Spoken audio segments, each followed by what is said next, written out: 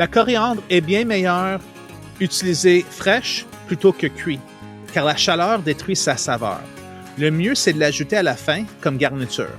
Tu peux la hacher et l'ajouter aux salades ou aux vinaigrettes, mais rappelle-toi que ton amour pour la coriandre n'est pas forcément partagé par tous les convives autour de la table. C'est un peu comme l'ail. Bonjour tout le monde et bienvenue à un nouvel épisode du Goût du Jardin. Ici Sophie Descoteaux et je suis ravie de te retrouver pour ce rendez-vous hebdomadaire. Aujourd'hui, on plonge dans le vif de l'été. À mes côtés, j'ai Frédéric Thériault, notre expert maison, qui va nous expliquer comment étendre sa doudou sur le jardin pour nous sauver la vie ce mois-ci. Salut Sophie! On va découvrir pourquoi pailler, avec quoi le faire, de la paille, des feuilles ou du bois, et surtout comment le faire sans étouffer tes plants. Et plus tard dans l'épisode, Dan Brisebois. Salut Dan! Salut Sophie! Donc, tu vas nous raconter une petite histoire de semences sur une herbe qui divise souvent les gens, mais qu'on adore chez Tournesol. C'est la coriandre, ou le cilantro pour les intimes. Donc, êtes-vous prêts pour l'épisode? Tout à fait! Absolument!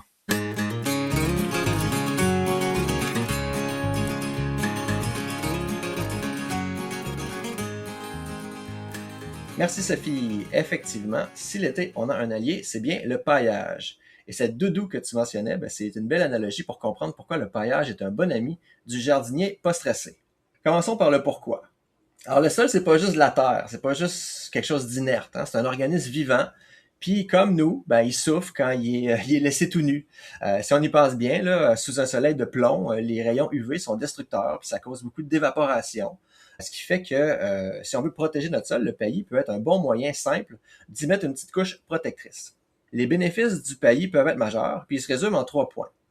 En premier lieu, il y a l'eau. On va réduire notre arrosage de 50 à 70% quand on a un bon paillis. Fait que ça, c'est énorme, surtout si on est en période de canicule. Ensuite, il y a le désherbage. Ça, c'est à cause qu'on bloque la lumière de façon physique. Donc, les graines de mauvaises herbes qui ont besoin de lumière pour germer, sans lumière, elles se retrouvent à germer beaucoup moins. Donc, on a moins de mauvaises herbes. En troisième lieu, il y a la vie du sol. On nourrit littéralement le sol et les vers de terre avec la matière organique, le paillis, qu'on va mettre. Le paillis va se décomposer lentement, puis il va devenir de l'humus dans le sol, ce qui va l'enrichir le sol en profondeur, à cause que les vers de terre, justement, vont prendre la matière organique en haut, puis la descendre plus profond dans le sol. Alors, non seulement on protège le microcosme à l'intérieur du sol en créant une couche de protection, puis en gardant l'humidité, mais en plus, on le nourrit. Alors, on paille, OK, mais avec quoi? Ça dépend de ce que tu as sous la main. La paille, c'est un classique. Elle est légère, puis c'est facile à manipuler. Nous, c'est ce qu'on utilise à la ferme pour pailler notre ail. Mais attention, il faut faire bien la différence entre la paille et le foin. Le foin, ça contient plein de graines de graminées, puis d'autres plantes. Et puis, si tu utilises du foin, tu vas pouvoir introduire plein de mauvaises herbes dans ton jardin. Alors, on va vraiment chercher de la paille de céréales, idéalement de la paille bio. C'est pas toujours facile à trouver. Puis, il faut payer le prix parce que ça a une valeur pour les producteurs, cette paille-là. Alternativement, il y a aussi les feuilles mortes. Puis ça, c'est ma ressource préférée pour le paillage parce que c'est gratuit. Puis on en trouve partout. Je trouve ça fou que les gens jettent autant de feuilles à chaque automne. Les feuilles sont vraiment idéales pour les sentiers, pour les cultures de longue durée, comme les tomates ou le poivron. Pour les rendre plus faciles à utiliser, on peut aussi passer la tondeuse dessus pour les déchiqueter un peu. Alors Sophie, de ton côté, quelle est la méthode la plus simple que tu as trouvée pour stocker tes feuilles mortes d'automne pour pouvoir les utiliser tout au long du printemps et de l'été? Moi, je les stocke pas, en fait. Je les utilise directement là, sur l'ail. Faut que je dise que j'ai seulement un arbre sur mon terrain, donc j'ai pas énormément de feuilles, mais je gratte tout ce que j'ai, puis je le mets, dans le fond, c'est la doudou que j'utilise pour ma plantation d'ail. Merci. Ouais, moi j'aime les stocker en allant chercher des sacs chez les voisins. Et puis je choisis les sacs où les feuilles sont bien sèches, puis compactées, mais pas trop pesantes ou pleines de cochonneries. Donc je choisis les beaux sacs que je peux garder couverts pendant l'hiver, puis après ça, je les ai disponibles pour le printemps. C'est bon d'y aller avant qu'il pleut. Absolument, c'est ça. Faut que tu choisisses la bonne journée, la bonne fin de semaine où le monde a ramassé leurs feuilles puis qu'il n'y avait pas de pluie. Troisième matériel qu'on peut utiliser pour le paillage, c'est le BRF, ou le bois raméal fragmenté. Fait que ça, dans le fond, c'est des petites branches d'arbres, souvent là, de moins d'environ 2 cm, il me semble, qu'on va déchiqueter. Puis vu qu'il y a beaucoup d'écorce, puis beaucoup de nutriments, c'est des copeaux de bois qui sont beaucoup plus riches que des copeaux de bois qu'on va faire avec des grosses branches ou des gros troncs. Alors, c'est un matériel qui est très durable puis qui va durer plusieurs années. C'est une option fantastique si tu as accès là, à des jeunes rameaux déchiquetés. Mais il y a quand même une mise en garde.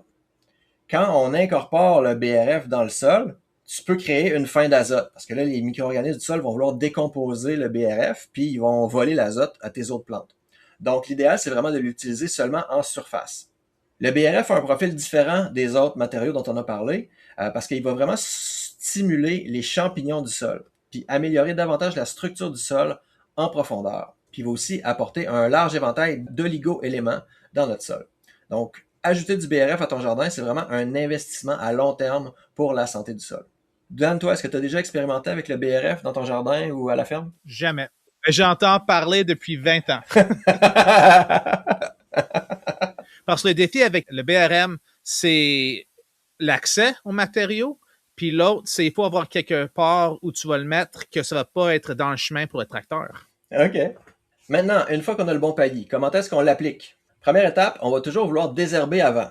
Le paillage, c'est pas un pansement, on va pas cacher le problème, on essaie de l'empêcher de revenir. Donc, oublie pas de désherber en premier. Ensuite, tu vas vouloir arroser abondamment avant de pailler. Le but, c'est d'emprisonner l'humidité en dessous de ton paillis. Pour ce qui est de l'épaisseur, tu vas viser un 3 à 5 pouces de paille. Si tu utilises des feuilles mortes, très compactes, une épaisseur plus mince va être suffisante, mais si tes feuilles mortes sont bien sèches, oublie pas qu'elles vont se compacter, donc tu peux en mettre plus épais. Ensuite, pour éviter la pourriture, on va essayer de jamais coller le paillis directement sur la base des plants.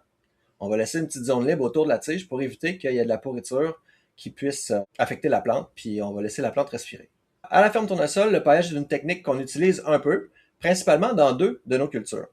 Dans l'ail, on utilise beaucoup le paillis et c'est généralement de la paille bio qu'on achète de nos voisins. Ça minimise nos efforts de désherbage, puis ça conserve une belle humidité. Surtout pour le fait que l'ail, on le fait pousser dans un champ qui est beaucoup plus éloigné, puis où on a plus difficilement accès à l'irrigation. On va par contre faire attention au printemps, puis on doit souvent passer pour s'assurer que tous les plants ont bien réussi à émerger, parce que le paillis peut retarder l'émergence. Donc souvent, on va libérer les allées, laisser les plants émerger et réinstaller le paillis par la suite. En fait, Fred, je voudrais t'interrompre. La raison principale pour le paillis dans l'ail, c'est aussi que ça modère les températures d'hiver. Parce que l'ail, une fois que ça gèle puis il reste froid, on veut que ça reste gelé. Quand on a un redoux en janvier puis il pleut tout à coup, l'ail, s'il n'y a pas de paillis, l'ail peut plus facilement ou le sol peut plus facilement dégeler puis ça peut repousser l'ail hors sol puis là, ça peut être abîmé puis pourrir. Alors, ça aide à éviter la mortalité. Oui, merci. C'est vrai que c'est une des très bonnes raisons d'utiliser un paillis dans l'ail pour protéger pendant l'hiver. L'autre culture où on utilise le paillis, ça va être dans les asperges. On a développé un mode de fonctionnement où on utilise un paillis de feuilles. On obtient les feuilles mortes provenant de paysagistes et puis ça s'est avéré une excellente ressource pour nous et nos sols. Donc, on commence notre technique avec les asperges en passant un vibro en début de saison, quand même en surface, pour enlever les résidus puis défaire les buttes de l'année précédente. Ensuite, on récolte tout le printemps, puis on désherbe régulièrement. On va buter les asperges une fois autour de la mi-mai, puis on continue la récolte jusqu'à la Saint-Jean. La dernière récolte va être très agressive, puis on va ensuite fertiliser avec des granules de luzerne, puis ajouter un paillis de feuilles épais pour minimiser le désherbage pour le reste de la saison. Dernière petite mise en garde, le paillis peut devenir un hôtel à limaces si l'été est super pluvieux, donc il faut faire attention à ça. Puis, petite astuce finale, attends que le sol soit bien réchauffé avant de pailler les cultures de chaleur comme les aubergines, les tomates et les poivrons. Donc, pour résumer, le paillage est une technique simple qui va te sauver beaucoup de travail et beaucoup d'eau. Il faut choisir les bons matériaux, l'appliquer sur un sol déjà humidifié, puis faire attention de ne pas étouffer tes plantes. Bon paillage! Le goût du jardin est présenté par la ferme coopérative Tournesol. À la ferme, ça fait plus de 20 ans qu'on cultive de l'ail et on récolte environ 25 000 bulbes d'ail chaque année. Et on a appris 2 ou 3 choses en cours de cette route qu'on veut absolument partager avec toi. C'est pour ça qu'on a créé notre grand guide sur la culture de l'ail, un outil complet pour t'aider à réussir ta récolte à la maison. Ce guide va t'apprendre à choisir parmi les différents types d'ail, à savoir exactement quand planter à l'automne et comment repérer les signes idéaux pour récolter en juillet. Tu vas aussi découvrir tous les secrets du séchage pour maximiser la conservation de tes bulbes tout au long de l'année. Et le meilleur dans tout ça, c'est qu'il est complètement gratuit. Télécharge ta copie dès maintenant à l'adresse fermetournesol.qc.ca/balado. Tu trouveras aussi le lien dans les notes de l'épisode. Ce balado est aussi présenté par le programme de panier bio de la ferme Tournesol. Amis de Vaudreuil-Soulanges et de l'ouest de l'île, si tu cherches des légumes bio qui goûtent vrai, tout en soutenant des fermiers locaux, nos paniers bio sont la solution idéale. De mai à novembre, reçois près de chez toi une explosion de fraîcheur, légumes, fruits, fleurs et même des œufs. On offre beaucoup de flexibilité. Tu peux choisir tes légumes, échanger ceux que tu aimes moins et gérer tes vacances en un clic. Rejoins plus de 700 familles qui, comme Angèle, qui est membre depuis 2018, trouvent que Tournesol rend leur quotidien plus heureux. Angèle nous avait dit « Trouver Tournesol, c'était comme un rêve qui devenait réalité. Tout me rend si heureuse. » Parce que la vie est trop courte pour manger des légumes d'épicerie, joins-toi à nos paniers bio.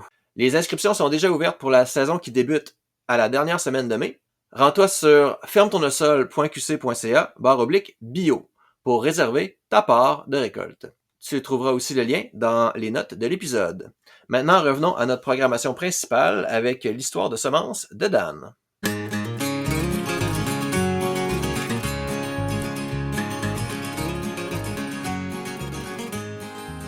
C'est le moment idéal pour commencer à penser à tes plantations d'automne.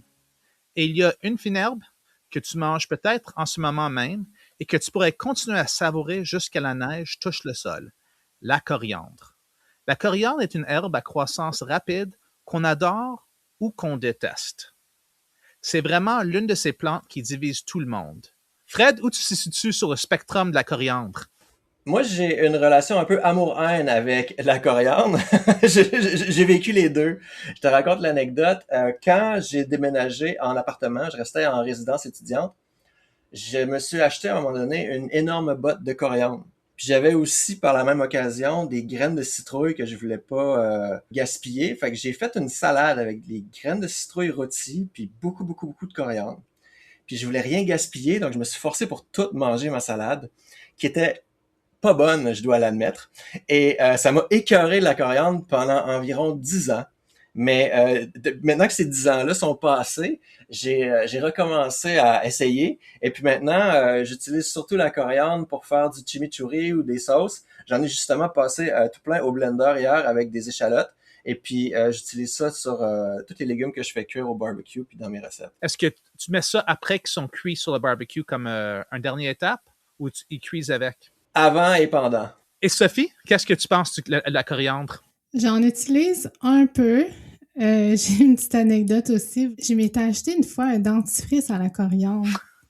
Et puis, je l'ai utilisé pendant plusieurs mois. C'était tellement un goût fort que là, aussitôt que je mange de la coriandre, je suis comme incapable de pas faire cette association-là. Mais c'est pas que j'aime pas ça, c'est juste, j'en ai trop abusé. D'une drôle de façon, mais j'en ai trop abusé. Moi, simplement, j'ai toujours aimé la coriandre, puis je prévois toujours l'aimer aussi. Mais je suis certain que certains de nos auditeurs ne partagent aucun de nos opinions et voudraient vraiment pas une dentifrice à la coriandre.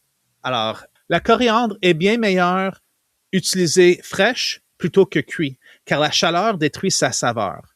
Le mieux, c'est de l'ajouter à la fin comme garniture.